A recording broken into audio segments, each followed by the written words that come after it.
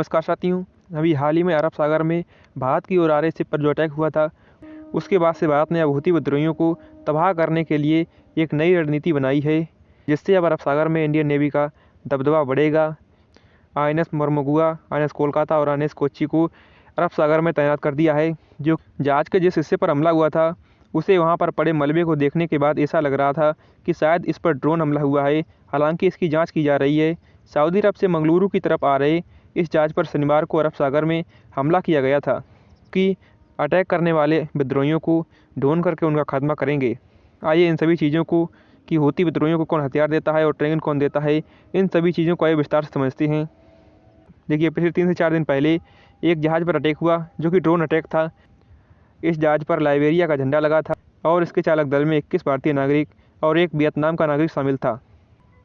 देखिए, इस ड्रोन हमले को लेकर के अमेरिका ने दावा किया था कि यह हमला ईरान द्वारा कराया गया था, लेकिन इसको लेकर के इंडियन नेवी ने साफ कर दिया है कि हमला ईरान द्वारा नहीं हुआ है।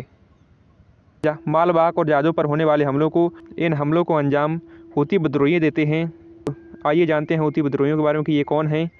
देखिए, हूती यमन के अल्पसंख्यक शिया जैदी समुदाय का एक हथियारबंद समूह है। इस समुदाय ने 1990 के दशक में तत्कालीन राष्ट्रपति अली अब्दुल्ला सालेह के कथित भ्रष्टाचार से लड़ने के लिए इस समूह का गठन किया था।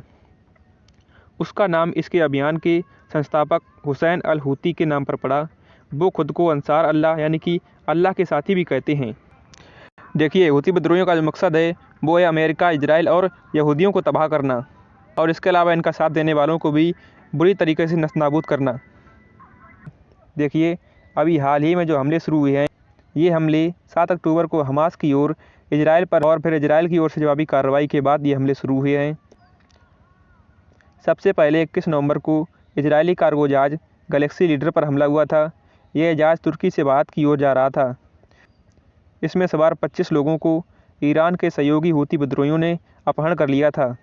इसके बाद इन विद्रोहियों ने भारत आने वाले अन्य कई जहाज़ों को भी टारगेट बनाया है। देखिए, लाल सागर और अरब सागर के रास्ते से भारत और इस रूट के बीच आयात निर्यात ज़्यादातर मुंबई, कोच्चि, बेंगलुरु, गोवा, चेन्नई से होकर Singapore, Malaysia, Indonesia, Thailand, Vietnam जैसे दक्षिण पूर्वी एशियाई देशों के बाद चीन, जापान, कोरिया, ऑस्ट्रेलिया तक जाने वाले सभी जहाज़ अरब सागर से ही गुजरते हैं। और इन सभी देशों के व्यापार और जहाज़ों के लिए ये हूती विद्रोही बहुत ही चिंता की बात हैं।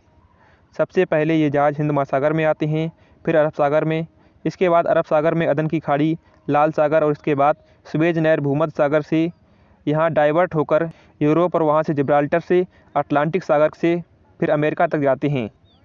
देखिए, इन जहाज़ों पर हुए हमले के बाद भारत के रक्षा मंत्री राजनाथ सिंह ने अपनी प्रतिक्रिया देते हुए कहा है कि भारत की बढ़ती हुई आर्थिक और सामरिक ताकत ने कुछ ताकतों को ईर्ष्या से भर दिया है। अरब सागर में अभी हाल ही में हुए MB कैंप प्लोटो पर ड्रोन हमले और कुछ पहले लाल सागर में MB साईं बाबा पर हमले को भारत सरकार ने बहुत गंभीरता से लिया है। जिन्होंने भी इस हमले को अंजाम दिया है, उन्हें सागर तल से भी ढूंढ निकाला जाएगा और उन्हें इसकी सज़ा दी जाएगी। इसी वजह से भारत ने अपने 3 आधुनिक तकनीकी से लैस नेवल शिप को समुद्र में उतार दिया है। सरकार को अपने समुद्री इलाकों की लाइबेरिया और गैबान के झंडे के साथ भारत आ रहे जहाज़ों पर हमले के बाद अरब सागर के विभिन्न क्षेत्रों में INS मर्मगाऊ, INS कोच्चि और INS कोलकाता के नाम के गाइडेड मिसाइल विध्वंसक तैनात करने पड़े हैं। आइए इन मिसाइल विध्वंसक के बारे में कुछ जानकारी जानते हैं।